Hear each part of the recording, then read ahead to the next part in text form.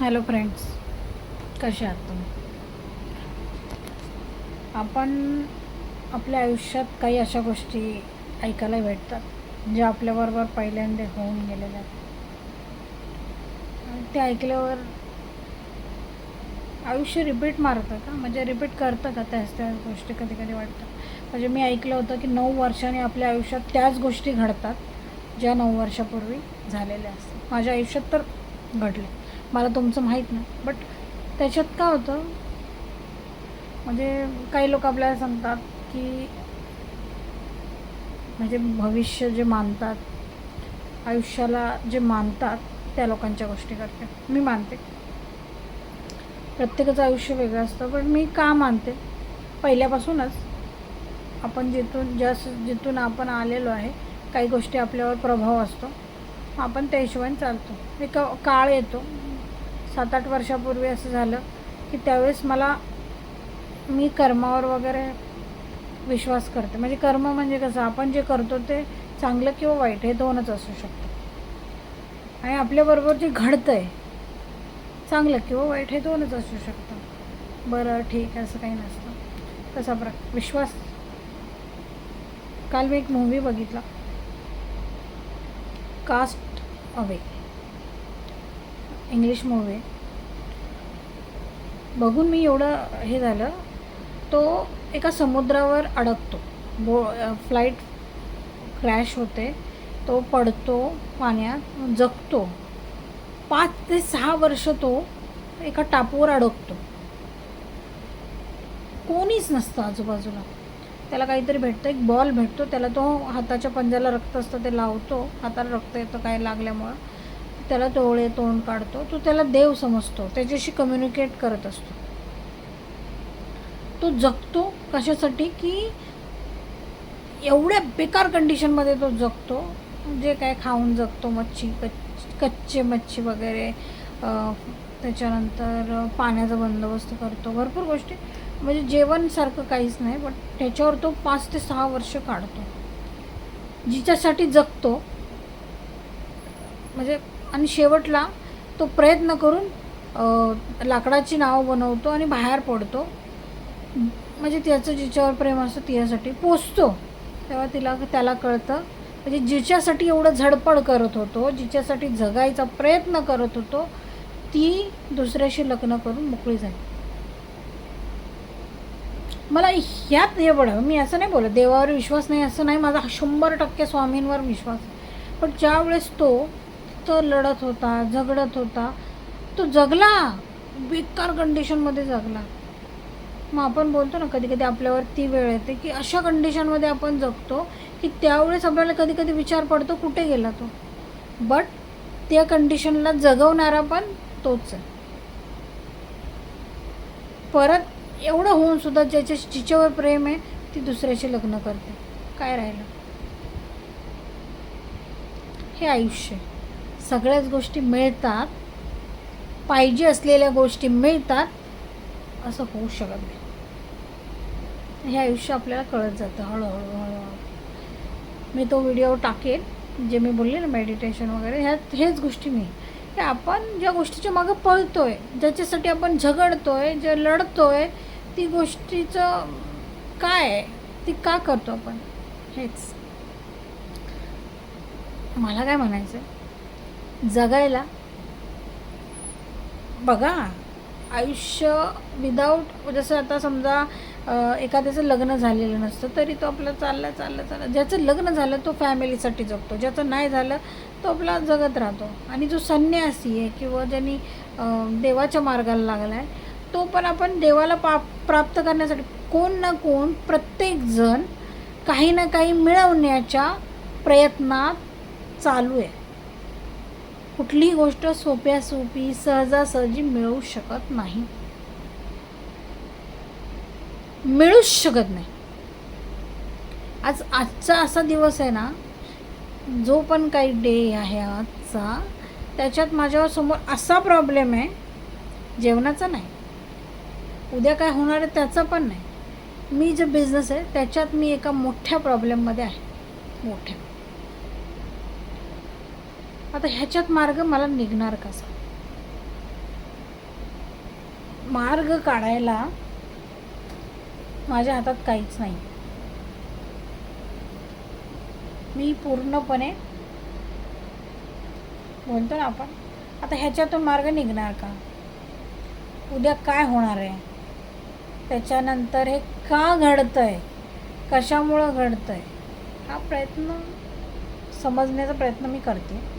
पण ठीक आहे, जर मी हा व्हिडिओ काही दिवस पलटल्यानंतर बघेल, त्या दिवशी मला हा दिवस आठवेल आणि मला तो विसरायचा नाही.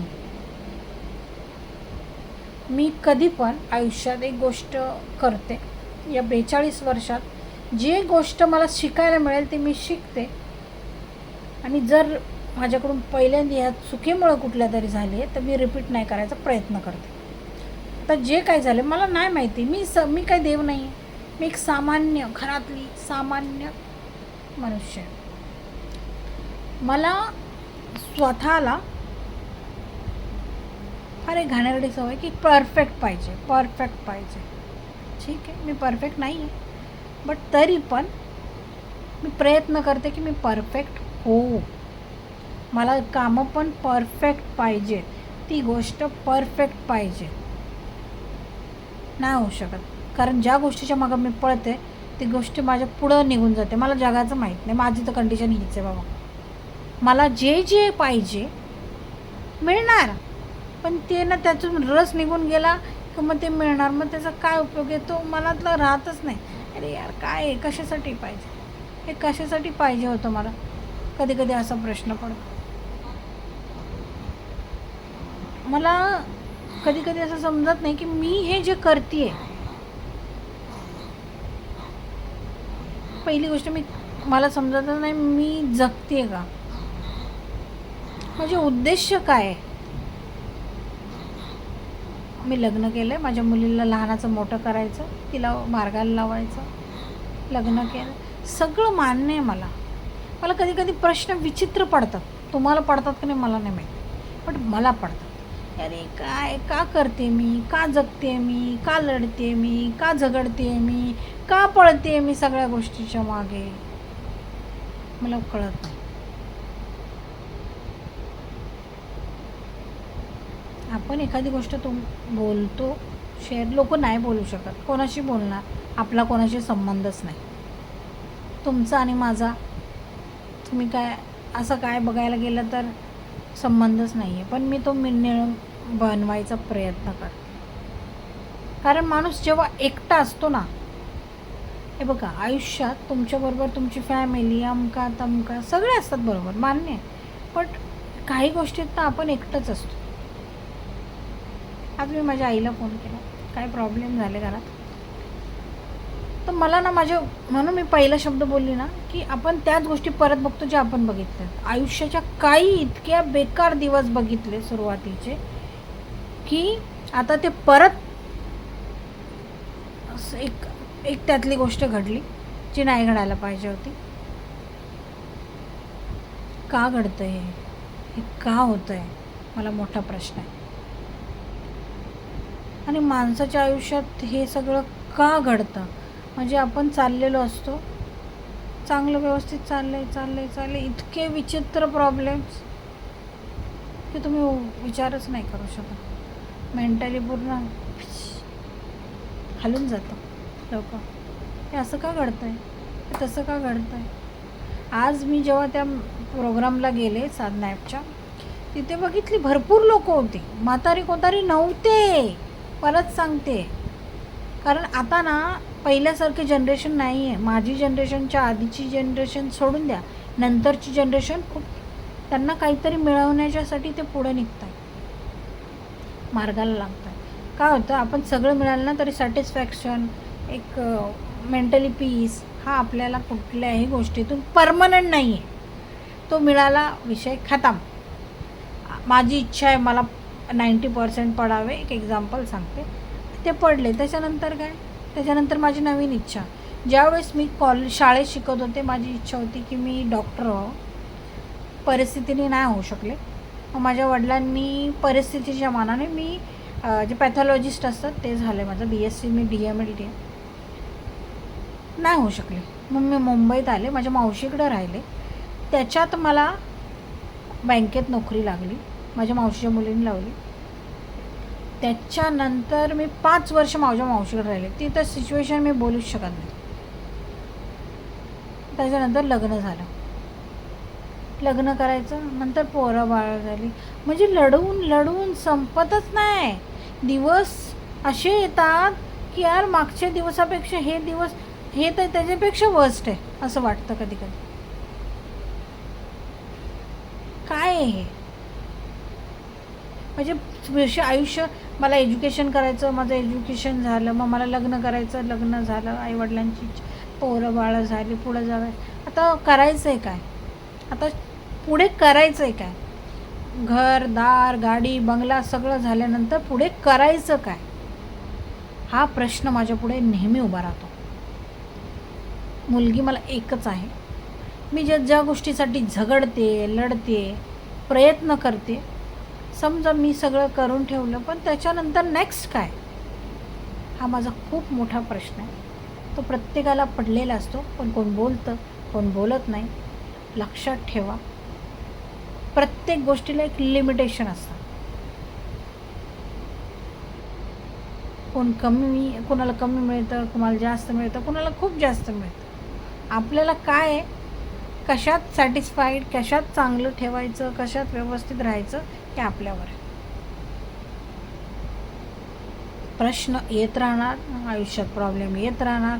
आजचा दिवस उद्या उजाडला उद्याचे प्रॉब्लेम काहीतरी नवेच. माझ्याकडे भरपूर लोक आहेत ज्यांचे प्रॉब्लेम मी बघेल तर विचार नाही आपण करू शकत. मला कधी अरे मीच असं काय केलं की हे सगळं माझ्यासमोर आहे. बट ठीक आहे, स्वामींची इच्छा, स्वामी समर्थांची इच्छा. आज स्वामी मला हा दिवस दाखवत आहेत, उद्या नवीन काहीतरी दाखवतील. ठीक आहे, चला स्वामी समर्थ करूया आणि नवीन दिवसाला माझ्या आयुष्यातले प्रॉब्लेम्स, नवीन दिवसाची आपण तयारी करूया. स्वामी समर्थ.